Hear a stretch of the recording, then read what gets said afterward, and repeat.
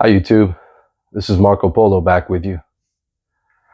I run into some interesting statistics, and these are up to date as of January 28th, 2026. The top 10% of Americans own over 70% of the nation's wealth. Well, that's not a surprise. The top most wealthy people own the most. Everybody knows that. They've got pretty much everything on lockdown. They've got total control of our economy and the direction that we're headed. They call their own shots. The rest of us, you know, that's the top 10%. So the rest of us, the 90%, we're fighting for the scraps beneath that. And there's still some big scraps under there, under that top 10%. Okay. The top 60% of households own almost 100% or 99.8% of the nation's wealth. The bottom 40% of households own 1/5 of 1% or 0.2% of the nation's wealth. So picture this: 10 people, random people in the United States, on a percent by percent basis, mathematically speaking, 4 people out of every block of 10 owns damn near nothing. They're busted completely. They don't have control of any wealth. They are surviving in this world and barely getting by. So if you've got 4 out of that 10 sweating every single day, how am I going to eat? How am I going to pay my bills? What's my boss going to think? Am I going to be able to keep my job? And they're living on that razor's edge, which is very tough nowadays. This economy is trash. You've heard it. You've heard it many times. It's total garbage. So you got 4 confirmed out of every 10 living on the razor's edge. How about number 5 and number 6? They're not far from it. They are not far from it. So, 60% owning 100% of the nation's wealth, 99.8%. It's just obscene. It's absurd. It shouldn't even be this way. I'm not saying redistribution, but when things get worse, those 4 people who vote are going to be going for that redistribution, and they're going to get it too, because they are of a common cause as to where the top wealthiest people, a lot of them, they just bribe people. They create the rules, they break the rules, and they do what they want to do. But watch out for them hungry people. They're going to come one day if things get worse. So it's just a little food for thought. On top of that, I had to question, okay, the top 60% own basically 100% of everything. So what's the income for the top 60%? And it's a wide range, but the 60th percentile or incomes of roughly $100,000 to $105,000.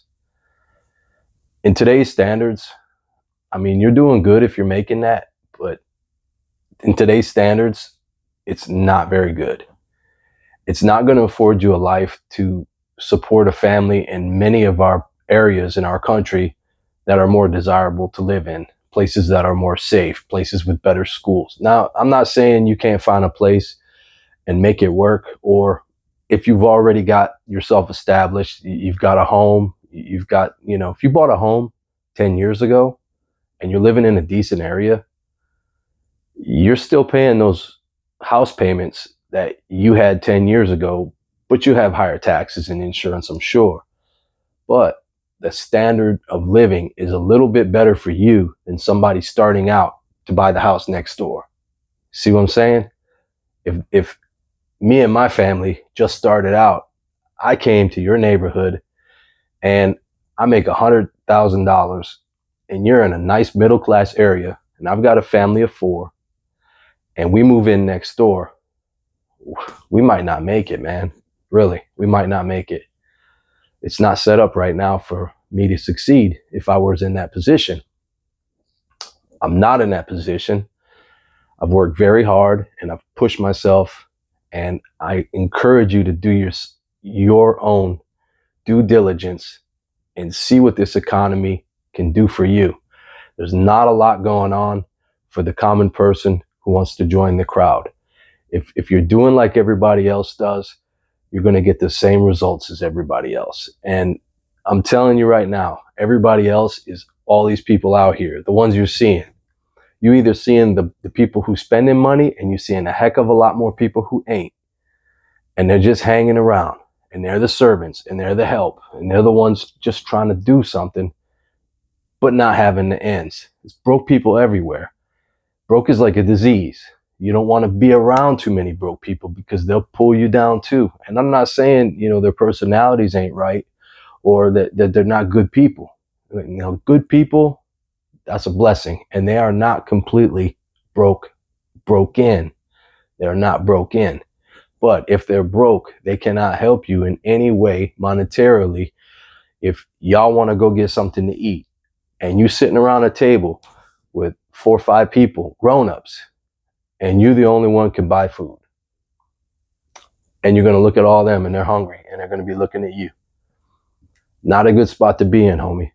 So you either better not buy nothing and just sit there on your pocket, with the money in your pocket, or find some people you can go have lunch with or dinner with if you want to do that, and strategize and work together collectively. You're not in this alone. I'm here for you. If you leave a comment, anything you want me to discuss or get into, feel free. Leave the comment. Like, subscribe to my channel. My name is Marco Polo. I'm here for you. Hopefully you're here for me. We can collectively make this thing work out. Anyways, it's astonishing. It really is. It's tougher and tougher to make it in this economy. We need to know what we're up against. And burying our head in the sand is not going to bring any solutions our way. Ignoring a problem is probably the worst thing you can do, because it emboldens the problem. The problem can fester. The problem can grow bigger. You got to face it head on. As with any obstacle in life, we face it head on. All right, guys. Y'all have a great rest of your day. Peace.